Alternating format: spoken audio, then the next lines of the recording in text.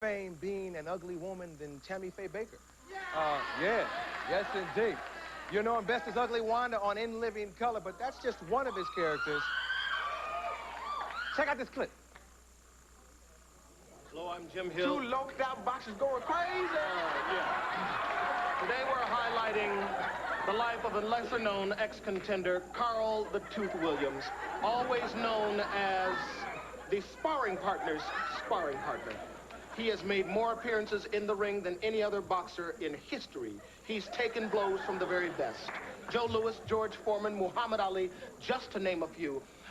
Tooth, now, what is it that all these great boxers have in common? They all kick my... Here we go with Jamie Foxx.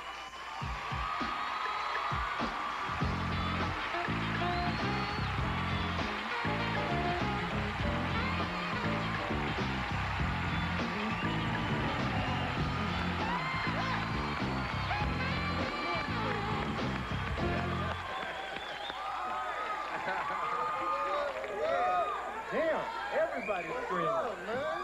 Now, you hear this kind of response. People must be treating you totally different now. Yeah, they are, man. It's like, when I was broke, I couldn't get no dad. It's like now, ladies and all this other kind of stuff. You say, Jamie!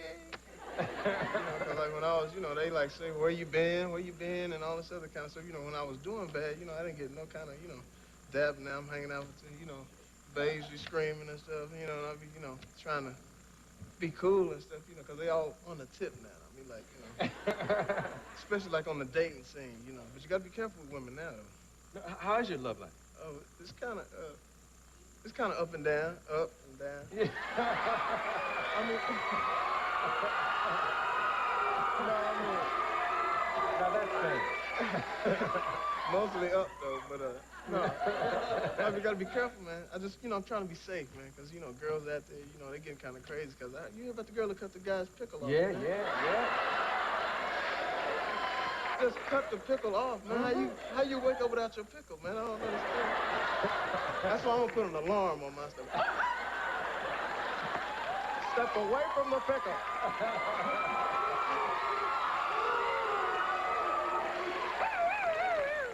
Anyway, man, thanks, man, for, you gave me a call the other day, man. Yeah, I'm looking out Arsenio for Hall called me. You know you love us, and Arsenio Hall calls you, man. I'm looking out for you, man. He called me because he was looking out for me and stuff, and you called over to the studio, and we was all listening, and a guy came in, Arsenio Hall online, too. I was like, right.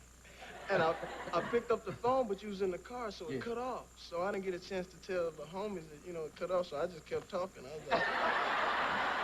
Yeah, man, okay, cool. Anytime you need me, man, just let me know. All right, hey, all right, baby. Hey, I got to run, baby, all right. But it's cool, man. Thanks, give me a call now. Yeah, because I saw the special, and I don't know if I told you, he has an HBO special that's very funny, and I had no idea you were that versatile. I knew you was a double threat, brother. Thanks, man. Thanks, man. Damn. So, now when people see these shows and things, do like old friends and relatives come out the woodwork? Yeah, like especially your cousin. Boy, I'm your cousin. You don't know, I'm your cousin. I just came up with that. I ain't even seen these people in like years. Boy, I need some money. That's what I need, because, and I'm like, all I'm saying is like, it was cool when I was like trying to make it, but it's like now once I kind of like got a little status, you start getting phone calls from Uncle Daryl and Cousin Willie and Cousin Jean need a new leg and all this other stuff. And all kinds of stuff, man. But, it's cool to be recognized, and people are like, recognizing more than just the, the network thing. And so, HBO gave me a chance to, like, really get out there, and show some different skills, along with the comedy and then with some singing and that whole thing, so it all jumped off at the same time. What kind of student were you and youngster? Did you get in trouble a lot? Yeah, but I was like the intelligent, troublemakers. Like, I get in trouble and I go, like, to the principal's office, And lucked up we had a black principal at the time, so when I get there, I'd be like, see, brother, this is a plot.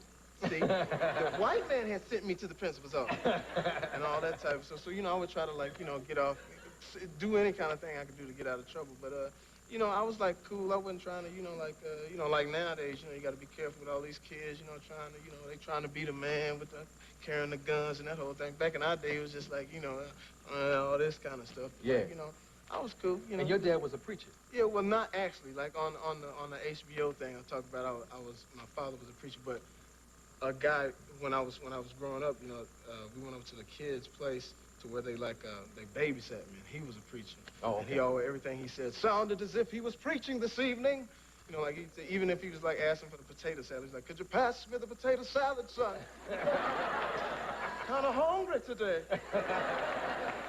You know, so it was like, you know, it was just all the different flavors that I grew up with. It's like the things that like now that I do on the special and stuff, you know, it all came out on the special. Yeah. Take a quick commercial, come back with more Jamie Foxx for you.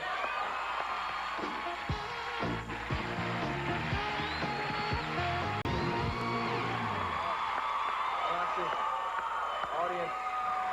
Foxx. Yeah. Let's see. You are a double threat. You're a musician and a comedian. So when you meet a lady, you can like, if she likes funny guys, you can go that way, or you can go musically. What's the best approach, though?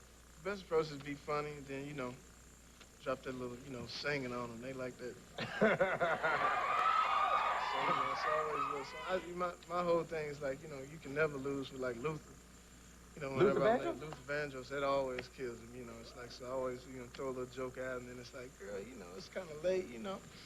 Why don't you let me hold you tight. Oh, Jamie, you crying.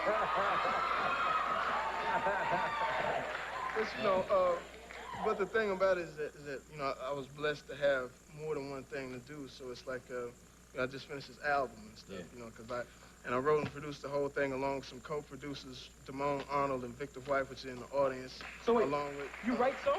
Yeah, I write songs. Yeah. Really? Yeah. Do you play piano? Play piano all the time. Wait, can we go over here? Yeah. Sandy, repo. Audible. Or something. We'll go over here. Hey, Mike, can you use your axe for a tick? Just what's the process? I mean, when you at the crib chilling. I'm at the crib chilling. It's like usually like, you know, like a lot of people said what I couldn't do, you know, like on as far as the music and stuff. So I usually write about that stuff that people say I can't do. So like the title of the album is called Peep This. So like if I'm sitting there, it's like.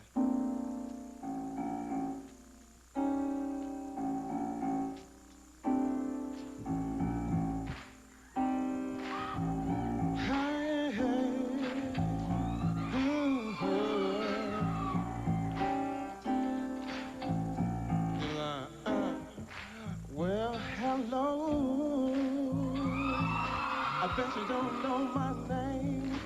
Seems that you're confused on what I came to do. For all of the ones that played me so, time for me to break you off. And all of those who front and try to play the game, why don't you keep this? Why don't you peep aside? Peep this. You know what I'm all about. Say it.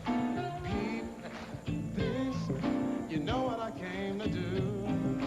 Peep this, you know I wanna get with you. When I was all alone, not a dime to my name.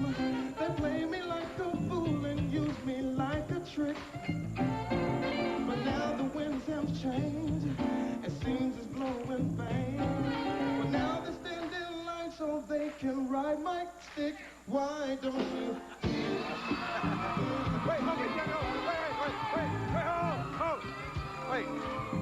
Wait. Where's the lady that loves Johnny Gill so much? Wait, give her a little, stop for 1 second, wait. Wait, give her a little bit of Johnny.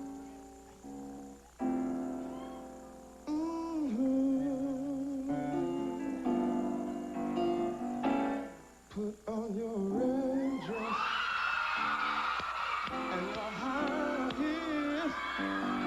Some of that sweet perfume sure looks good on you.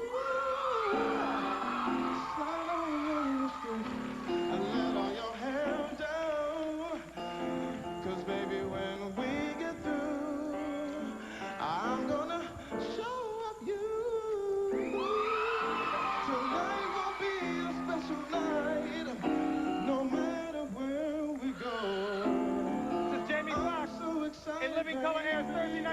o'clock on Fox. Jamie Foxx straight from the Foxhole airs 2 more times on HBO, November 22nd and the 30th.